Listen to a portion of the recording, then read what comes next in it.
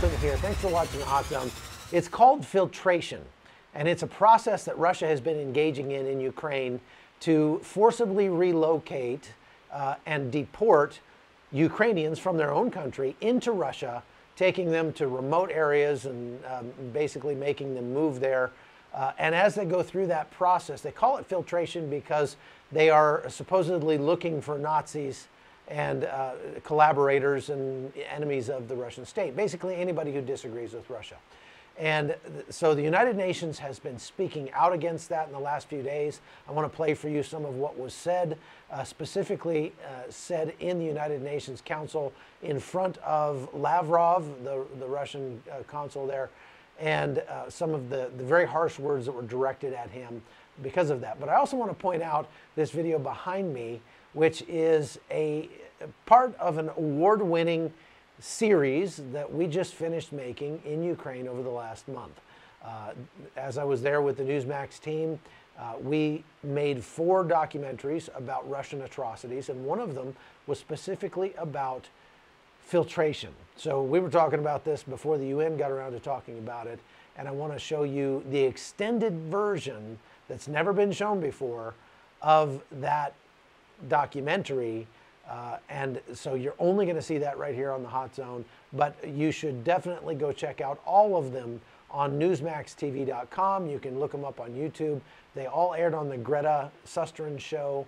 So if you go to Greta Susteren show and look for Russian atrocities, just do a search for Russian atrocities, all of our atrocities series will come up, and you're going to want to watch all of them, believe me. So go check that out.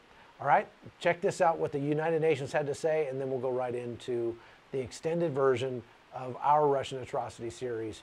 This is episode 2. Estimates from a variety of sources, including the Russian government, indicate that Russian authorities have interrogated, detained, forcibly deported between 900,000 and 1.6 million Ukrainian citizens from their homes to Russia, often to isolated regions in the Far East. And I want to be clear, the United States has information that officials from Russia's presidential administration are overseeing and coordinating these filtration operations. And we're further aware that Russian presidential administration officials are providing lists of Ukrainians to be targeted for filtration and receiving reports on the scope and the progress of operations. Filtered. The word does not begin to convey the horror and the depravity of these premeditated policies. Why are Russian forces and proxies doing their best to erase the living memory of Ukraine? The reason is simple: to prepare for an attempted annexation. The goal is to change sentiments by force, to provide a fraudulent veneer of legitimacy for the Russian occupation and eventual purported annexation of even more Ukrainian territory. This effort to fabricate these facts on the ground is the predicate to sham referenda. It is part of the Russian playbook for Ukraine that we've been warning council members about since even the beginning of the war. We know what Russia will say about all of this. They will deny, deny, deny. But there's a simple way to know if any of this is true. Let the United Nations in. Give the independent observers access. Give NGOs access. Allow humanitarian access. Let the world see what is going on.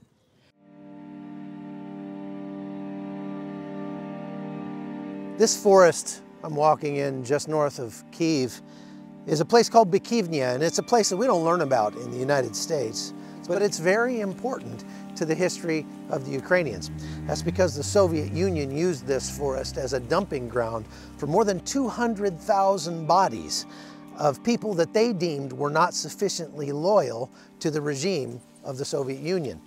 Now, if you think atrocities like that can't happen in today's day and age, the Ukrainians who are suffering under Russian occupation in the south and east of this country would tell you, think again.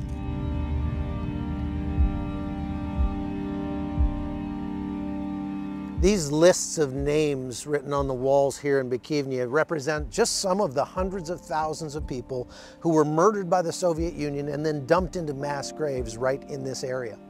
And the Russians are again making lists of people in a process called filtration. It's happening all across the occupied areas of Ukraine right now, and it's affecting millions of people. And if you take filtration to its obvious conclusion, what you end up with is another place like Bykivnia.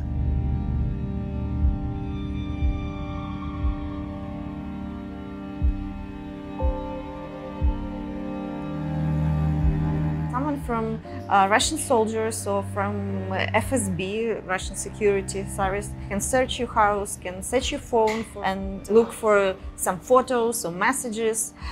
They can ask you to show your body, to show your skin. If they don't like you or they find something that they don't like, they make you to go to the next step. It is like arrest you. They ask, do you like Ukraine? Do you like Russia? Do you support Russia?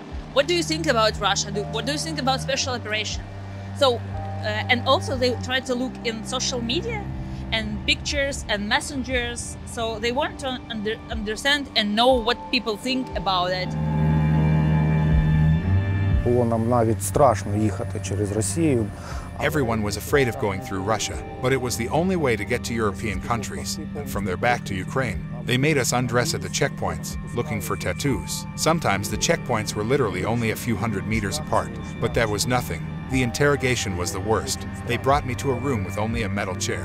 They looked through my phone, yelling the same questions over and over. I thought I would never get out.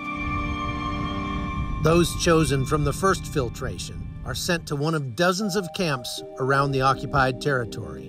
Here, things get much worse. They are kept in just unhuman conditions. Very often they have no water, very little food, even no water to wash yourself. Violent interrogation and torture can last for days or weeks, and while some are eventually released, many are sent to the third step of filtration. Russia claims they are filtering out Ukrainian Nazis. What is Russia's definition of a Nazi? It is anyone who doesn't support the ideas of Russian world. So anyone who supports Ukraine, basically? Yes. Those unlucky ones may never be heard from again. How many Ukrainians have been forcibly relocated to Russia since February? It is very difficult to identify who are there because Russia doesn't provide anyone with this information. According to the official data, at least 900,000. Even those who are eventually released are often relocated to remote regions of Russia.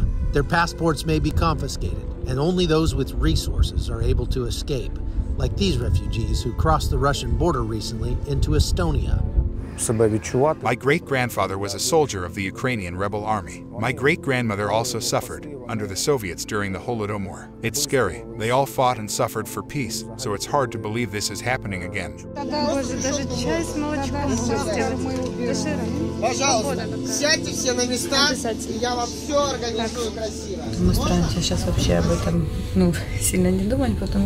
We are trying to not think about it very much now because everything is relayed onto the psyche of the children.